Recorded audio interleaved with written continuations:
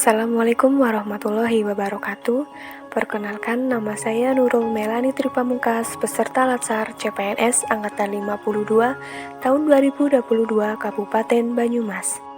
Berikut ini merupakan serangkaian kegiatan aktualisasi dan habituasi di Puskesmas Aji Barang 2 sesuai dengan tugas pokok saya dengan judul Optimalisasi pengelolaan obat khusus Lassa dan Hik Alert melalui labeling di ruang farmasi Puskesmas Aji Barang 2, Kabupaten Banyumas. Pada video kali ini, saya ingin menunjukkan kegiatan aktual saya selama masa habituasi. Untuk menghemat waktu, berikut videonya. Kegiatan pertama, melakukan pendataan obat di ruang farmasi Puskesmas Aji Barang 2. Tahapan pertama, membuat format pendataan obat di ruang farmasi yang akan dikonsultasikan dengan Kepala Puskesmas selaku mentor. Tahapan kedua, melakukan konsultasi dengan mentor.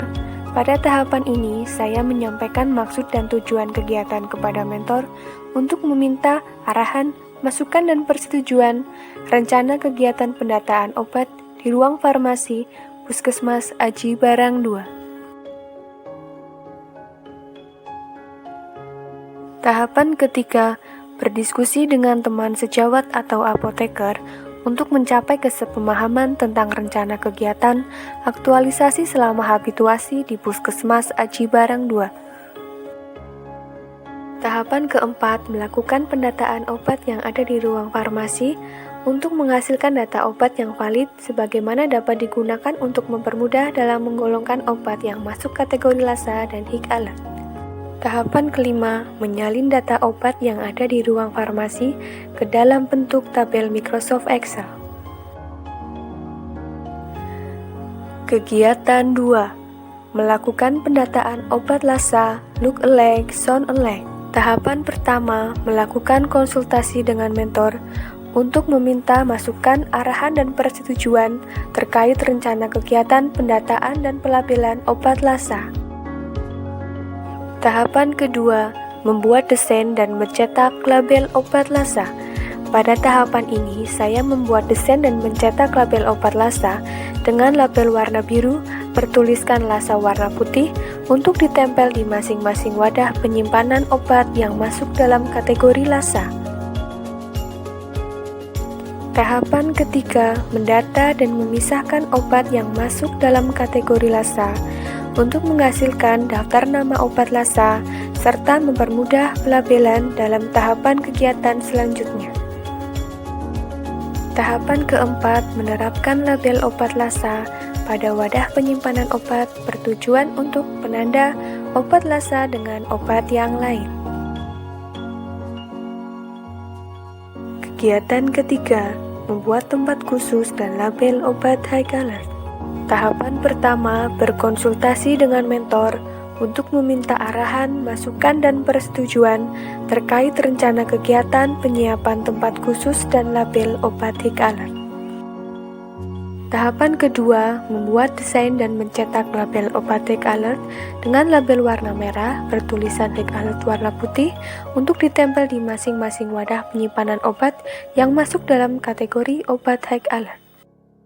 Tahapan ketiga, mendata dan memisahkan obat Hik Alert untuk menghasilkan daftar nama-nama obat Hik Alert dan mempermudah pelabelan dalam tahapan kegiatan selanjutnya. Tahapan keempat, menyiapkan tempat khusus untuk menyimpan obat Hik Alert. Tahapan kelima, meletakkan obat Hik Alert pada tempat khusus yang telah disediakan. Tahapan keenam, menerapkan label obat Hik Alert pada kemasan dan wadah penyimpanan obat yang sudah terpisah dengan obat yang lain.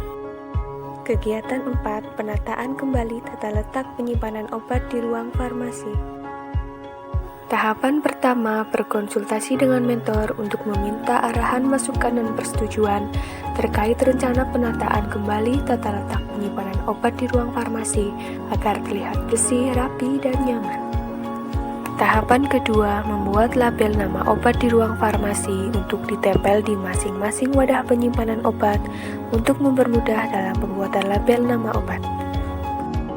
Tahapan Tahapan ketiga, membuat desain dan mencetak daftar nama-nama obat dalam bentuk label untuk dipasang di masing-masing wadah penyimpanan obat yang bertujuan untuk mempermudah dan mengurangi resiko kesalahan dalam pengambilan obat. Tahapan keempat, melakukan penempelan label nama obat di masing-masing wadah penyimpanan obat dan penataan kembali menggunakan metode berdasarkan abjad. Kegiatan kelima, menata obat lasa dengan memberi jarak satu obat dengan obat yang lain.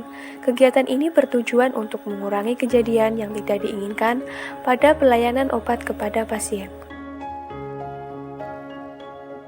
Kegiatan kelima, evaluasi kegiatan. Tahapan pertama yang saya lakukan yaitu membuat format evaluasi kegiatan. Tahapan kedua, melakukan evaluasi kegiatan yang dilakukan oleh apoteker dengan mengisi format monitoring evaluasi kegiatan yang telah dibuat sebelumnya.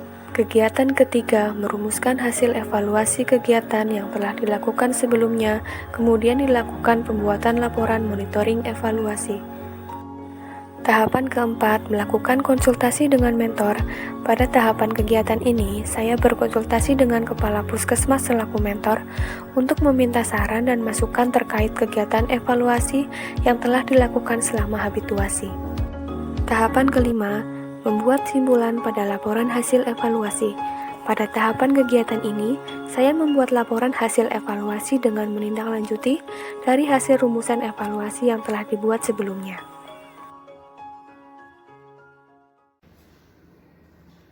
Ya, terima kasih. Assalamualaikum warahmatullahi wabarakatuh.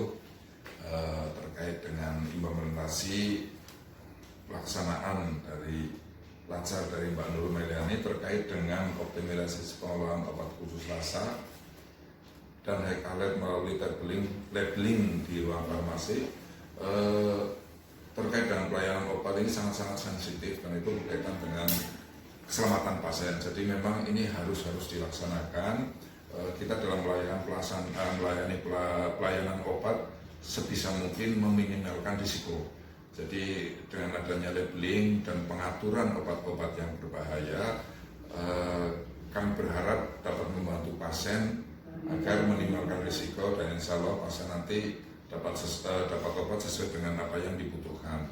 Terima kasih. Assalamualaikum warahmatullahi wabarakatuh. Saya Imra Abdul Kanza Ayu Andani, saya apoteker di Puskesmas Aji Barang 2.